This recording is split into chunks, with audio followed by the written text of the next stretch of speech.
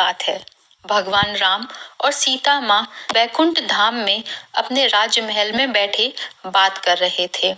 हनुमान जी भी वहीं खड़े थे। वार्तालाप के बीच में माँ सीता भगवान राम से बोली, प्रभु, बहुत समय से धरती की रूपरेखा नहीं देखी। पृथ्वीवासी सभी प्रकार से कुशल मंगल तो है ना? मैं सोच रही थी एक बार धरती की रूपरेखा मेरे सामने अंकित कर देते तो मैं धरती वासियों का हाल जान लेती। देवी सीता, आपको चिंतित होने की आवश्यकता नहीं है। मैं अभी आपको धरती का चित्र दिखाता हूँ। भगवान राम ने हवा में हाथ उठाया और धरती का चित्र उनके सामने आ गया। धरती पर मनुष्य, जीव जंतु सब दिखाई देने लगे। उन्हीं के बीच हनुमान जी की नजर राम मंदिर में बैठे एक पंडित पर गई। राम सिया राम, जय जय राम। राम सिया राम, जय जय राम। हे प्रभु, हनुमान जयंती उत्सव आने वाला है। इस बार भक्तों का चढ़ावा आ जाए तो मुखिया जी मुझे अच्छे पैसे दे देंगे, वरना भक्तों का चढ़ावा कम आता है तो मुखिया जी भी पैसे देने में बहाना करते हैं। किस सोच में डूबे हो पंडित जी? क्या विचार किया है? हनुमान जयंती पर ऐसा क्या प्रस्तुत करोगे ताकि भक्तों की भीड़ लगी रहे? देखो पंडित जी, अब ये कथा कीर्तन सुनने कोई नहीं आता। एक दो भक्तों से कितना चढ़ावा इकट्ठा हो जाएगा ये आप भी जानते हो। और अगर इस हनुमान जयंती पर ज्यादा चढ़ावा नहीं आया तो फिर मुझे कुछ और ही सोचना होगा। वैसे भी आपकी उम्र हो चली है, अब आप राम मंदिर की जिम्मेदारी नहीं संभाल पाओगे। मुखिया जी, ऐसा ना कहिए। गांव में राम मंदिर की पूजा करते हुए मुझे कई वर्ष बीत गए हैं और इसी मंदिर के कार्यभार के सहारे मेरा परिवार चलता है। लड़किया की शादी की बात पक्की कर दी है। अचानक ये मंदिर का कार्य छूट गया तो लक्ष्मी की शादी कैसे कर पाऊंगा? ठीक है, फिर हनुमान जयंती उत्सव आने तक ऐसी रौनक लगाना कि भक्तों की भीड़ दिन रात राम मंदिर में आती रहे। मंदिर में हनुमान जी की सोने की मूर्ति लगवानी है। इसके अलावा जितना चढ़ावा आएगा कार्य उतनी जल्दी संपन्न होगा। हे बजरंगबली, अब मैं क्या करूं कि राम मंदिर में भक्तों की भारी भीड़ उमड़ पड़े। हनुमान जयंती को तो अब आप ही कुछ कीजिए, मेरी सहायता कीजिए बजरंगबली। सीता माँ राम जी से बोली, प्रभु, मुझे लगता है पुत्र हनुमान को सहायता के लिए जाना चाहिए। राम जी बोले, हम भी हनुमान को यही कहने वाले थे। पवन पुत्र, तुम इसी समय धरती लोक पर जाओ और पंडित जी की सहायता करो। उन्होंने तुम्हें सच्चे मन से बुलाया है। ठीक है प्रभु, मैं इसी समय धरती लोक पर पहुंच जाता हूँ। राम जी बोले, हनुमान, तुम्हें साधारण मनुष्य की तरह ही पंडित जी की सहायता करनी होगी। आवश्यकता पड़ने पर ही अपनी शक्तियों का उपयोग करना। श्री राम और माता सीता की आज्ञा पाकर हनुमान जी धरती लोक में वेश बदलकर पंडित जी के पास पहुंचे। जय श्री राम पंडित जी, मैं बड़ी दूर से आया हूँ। क्या कोई काम मिलेगा? आपकी अति कृपा होगी। काम? इस मंदिर में तुम्हें काम तो दे दूं, पर मेरे पास इतनी धनराशि नहीं कि तुम्हें तनख्वाह दे सकूं। पंडित जी, काम के बदले में आप मुझे रोजाना मंदिर के चढ़ावे के फल खाने को दे दिया करना। मेरे लिए वही काफी है।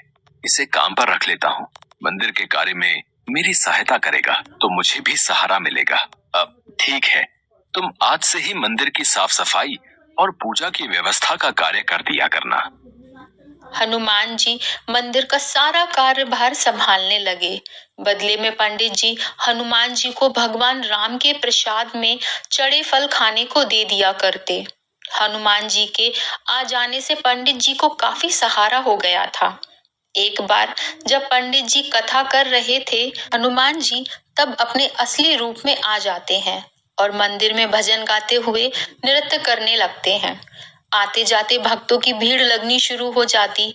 भक्त मंदिर में चढ़ावा चढ़ाते और आशीर्वाद लेकर हनुमान जी के भजन और कीर्तन का आनंद ले रहे थे। ये सदानंद बजरंग बली की वेशभूषा पहनकर कितनी सुंदर झांकी प्रस्तुत कर रहा है। भक्त भी सदानंद को हनुमान जी के रूप में देखकर खुश हो रहे हैं।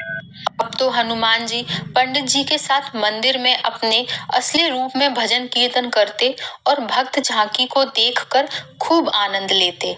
धीरे धीरे मंदिर में भक्तों की भीड़ लगने लगी और हनुमान जयंती उत्सव आने तक मंदिर में बहुत चढ़ावा आ गया। अरे वाह पंडित जी, इस बार तो कमाल हो गया। इस बार तो मंदिर में अच्छा चढ़ावा चढ़ा है। अब मंदिर की मूर्ति की स्थापना भी हो जाएगी। मुखिया जी, ये सब कार्य सदानंद के कारण परिपूर्ण हुआ। सदानंद ने हनुमान जी की वेशभूषा पहनकर मंदिर में बहुत ही सुंदर नृत्य और भजनों से भक्तों के बीच रौनक लगाई।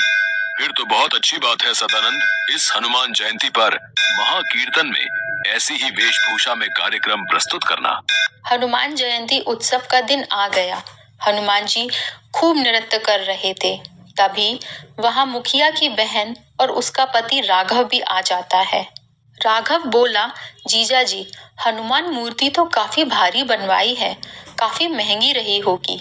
साले साहब, ये मूर्ति मंदिर के चढ़ावे में आए पैसों से बनी है। ये मंदिर की अमानत है, काफी पहुंचे हुए सुनार ने बनाई है। आओ स्थापना करते हैं।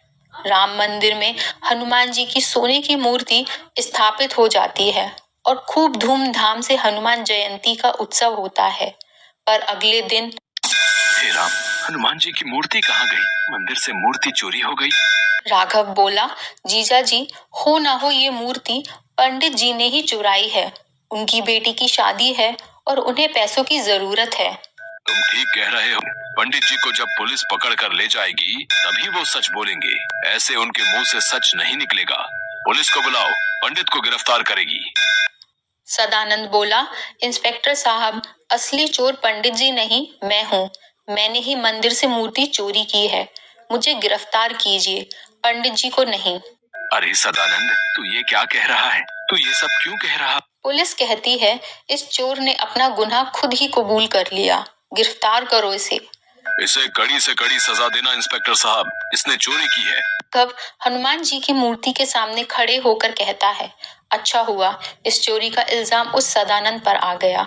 अब मैं इस मूर्ति को बेचकर ढेरों पैसे कमाऊंगा। तभी कोई पीछे से राघव को थप्पड़ मारता है। राघव डर में कहता है, कोई सामने क्यों नहीं आता? हनुमान रूपी सदानंद वहां प्रकट होते हैं और बोले, मैं सदानंद के रूप में हनुमान हूँ, जिसे तुमने गिरफ्तार करवाया। पुलिस के सामने तुझे सच बोलना होगा कि असली गुनहगार तू है। तूने ही मूर्ति चुराई है और अब तुम इस मूर्ति को बेचने वाले हो। राघव बोला, मुझे मत मारो, मैं पुलिस को सब सच बताऊंगा। राघव भागता हुआ पुलिस स्टेशन पहुंचा और इंस्पेक्टर से बोला, मुझे बचाओ। सदानंद मतलब हनुमान जी मुझे पीट रहे हैं। मैं अपना गुनाह कबूल करता हूँ। मैंने ही हनुमान जी की मूर्ति चुराई है। इंस्पेक्टर बोला, तेरा दिमाग खराब हो गया है क्या? वो देख, सदानंद तो जेल के अंदर है, फिर वो तेरे पास कैसे आ सकता है? राघव बोला, नहीं इंस्पेक्टर साहब, वो मेरे पीछे ही खड़ा है और मुझे पीट रहा है। मुझे जेल के अंदर कर दो, मैंने अपना गुनाह कबूल कर लिया है। इतने में पंडित जी और मुखिया जी भी वहां गांव के सभी लोगों के साथ पुलिस स्टेशन पहुंचते हैं। इंस्पेक्टर साहब, सदानंद ने कोई चोरी नहीं की, इसे छोड़ दीजिए। राघव अपना गुनाह कबूल कर लेता है। सदानंद यानी हनुमान जी को पुलिस छोड़ देती है। तभी वहां भगवान राम और माता सीता प्रकट होते हैं। हनुमान, अब तुम अपने असली रूप में आओ और अपने भक्तों को दर्शन दो। जो आज्ञा प्रभु। जय श्री राम। सदानंद, साक्षात हनुमान। हे बजरंगबली, आप मेरे साथ इतने दिन तक रहे और मैं आपको पहचान नहीं सका। आपने मेरी इतनी सहायता की। हनुमान जी बोले, पंडित जी, जहाँ भगवान राम की कथा होती है वहाँ हनुमान जरूर होते हैं। आपने मुझे सच्चे मन से याद किया था तो भला मैं कैसे ना आता। देखना, अब आपके जीवन के सारे दुख दूर हो जाएंगे। पंडित जी की आंखों में आंसू आ जाते हैं। पंडित जी और मुखिया जी समेत सभी गांव वाले हनुमान जी, राम जी और सीता जी को सर झुकाकर प्रणाम करते हैं। उस दिन के बाद से मुखिया पंडित जी को कभी भी मंदिर से जाने को नहीं कहता। हनुमान जी की कृपा से पंडित जी के जीवन में खुशियां आ जाती हैं और वो अपनी बेटी की शादी भी धूमधाम से कर देते।